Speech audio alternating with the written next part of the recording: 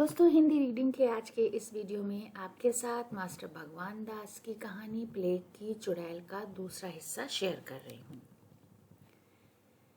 एक पड़ोसी जो कवि कहते हैं शायर को, वो सवैया कहकर अपने शोक यानी गम शोक का प्रकाश करने लगा। प्रकाश कहते हैं रोशनी को। सूर को चूरी करे छिन्मय, अरु कादर को धर धूर मिलावे, कोवी दहू को विदारत है, अरु मूरख को रख गाल चबावे। रूपवती लखी मोहत नाहिन, कुरूप को काटी तू दूर बहावे। है को अवगुण वगुण या जग निर्दयी काल, जो तो मन भावे। स्त्रियां कहने लगी, हाँ हाँ देखो कैसा बालक कैसा फूट फूट कर रो रहा है।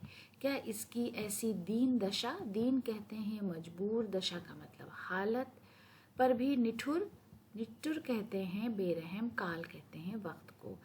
निठुर काल को दया नहीं आई। दया का मतलब होता है रहम। तरस, इस अवस्था का मतलब यहाँ पर उम्र है। मैं बेचारा कैसे अपनी माता यानी माँ के वियोग जुदाई की व्यथा गम सह सकेगा। हाँ, इस अभागे बदनसीब पर बचपन ही में ऐसी विपत्ति मुसीबत आ पड़ी। ठाकुर साहब तो मूर्छित होकर बेहोश होकर भूमि जमीन पर गिर पड़े थे। नौकरों ने उनके मुंह पर गुलाब जल छिड़का और थोड़ी देर में वो सचेत यानी होश में आए, सचेत हुए। उनकी मित्र मंडली, मित्र का मतलब है दोस्त, मंडली कहते हैं गिरोह को। तो मित्र मंडली में से तो कई महाशय उस समय वहां उपस्थित नहीं थे। महाशय का मतलब हजरात, समय का मतलब वक्त और उपस्थित का मतलब मौजूद। उनके पड़ोसियों ने जो वहां इकट्ठा हो गए थे, ये सम्मति राय दी कि स्त्री औरत के मृत शरीर या मृत कहते हैं मुर्दा को, शरीर का मतलब है जिस्म, गंगा तट पर ले चल कर दाह क्रिया करनी चाहिए, यानी जो उनकी आखिरी रसूमात हैं वो करनी चाहिए। परंतु डॉक्टर साहब ने जो वहां फिर लौट कर आए थे, कहा कि पहले तो इस मकान को छोड़कर दूसरे में चलना चाहिए, पीछे और सब खटरा किया जाएगा। ठाकुर साहब को भी ये राय पसंद आई, क्योंकि उन्होंने तो रात ही से भागने का इरादा कर रखा था। वो तो केवल उस लड़के के अनुरोध यानी गुजारिश से रुके हुए थे, परंतु क्या उस लड़के को उस समय भी वहां से ले चलना सहज था। सहज का मतलब होता है ठीक, आसान नहीं। वो तो अपनी मृत माता के निकट से जाना ही नहीं चाहता। मृत का मतलब मुर्दा, मृत का मतलब मुर्दा, माता का मतलब वालदा और निकट का मतलब करीब। बार बार उसी पर जाकर गिर पड़ता है और उसकी अधखुली आंखों की ओर देख देख कर रोता और माता माता कहकर पुकारता था। उसका रुदन यानी रोना सुनकर लोगों की छाती फटती थी, उनकी आंखों से आंसुओं की धारा बहती थी। अंत में यानी आखिर में ठाकुर साहब ने उस बालक को पकड़कर गोद में उठा लिया और गाड़ी में बिचलाकर दूसरे मकान की ओर रवाना हुए। अलबत्ता चलती बार ठाकुर साहब ने स्त्री यानी औरत, बीवी के मृत शरीर मुर्दा जिस्म की ओर देखकर कुछ अंग्रेजी में कहा था, जिसका एक शब्द मुझे याद है, फेयरवेल। नौकर सब ठाकुर साहब ही के साथ रवाना हो गए, परंतु मगर उनका एक पुराना नौकर उस मकान की रक्षा यानी हिफाजत के लिए वहीं रह गया।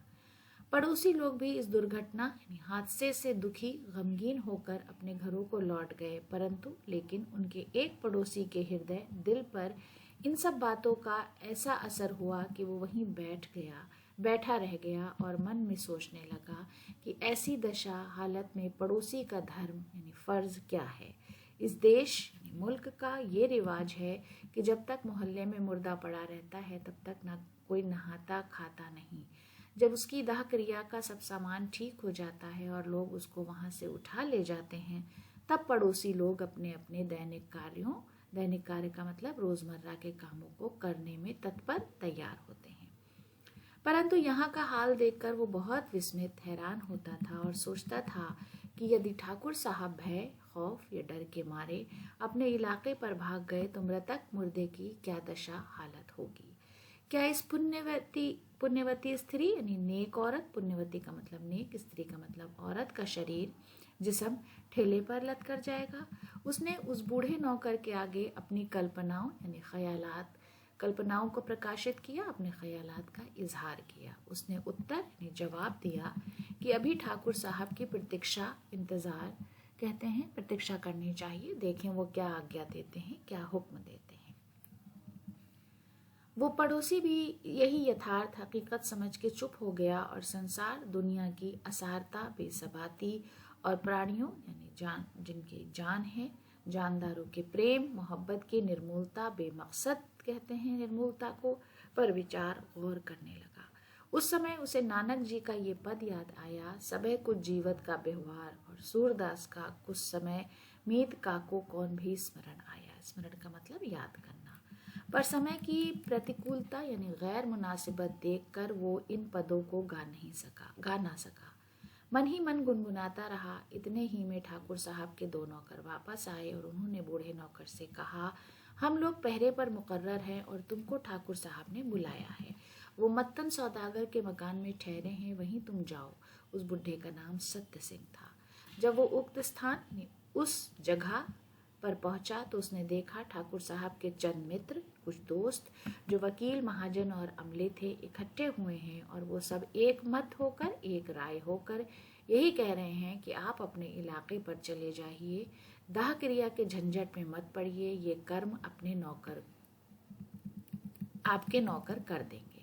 क्योंकि जब प्राण बचा रहेगा यानी जब जिंदा रहेंगे तो धर्म की रक्षा, हिफाजत हो जाएगी। धर्म की रक्षा का मतलब यहाँ पर फर्ज की हिफाजत, अदायगी। तब ठाकुर साहब ने इस विषय मौजू में पुरोहित की सम्मति यानी मर्जी पूछी। उन्होंने भी उस समय हाँ में हाँ मिलाना ही उचित यानी मुनासिब समझा और कहा, धर्म शास्त्र अनुसार ऐसा हो सकता है। इस समय चाहे जो दग्ध यानी जला दे, दग्ध कर दे। इसके अनंतर यानी तसलसल इसके बाद जब सुबीता समझा जाएगा, आप एक पुतला बनाकर दग्ध क्रिया कर दीजिएगा। तो दोस्तों, आज का ये वीडियो यहीं पर ख़त्म करते हैं। अगले वीडियो में आपसे फिर मुलाकात होगी इसी कहानी के अगले हिस्से के साथ। आपको ये कहानी कैसी लग रही है कमेंट बॉक्स में मुझे बताइएगा। वीडियो देखने के लिए बहुत बहुत शुक्रिया।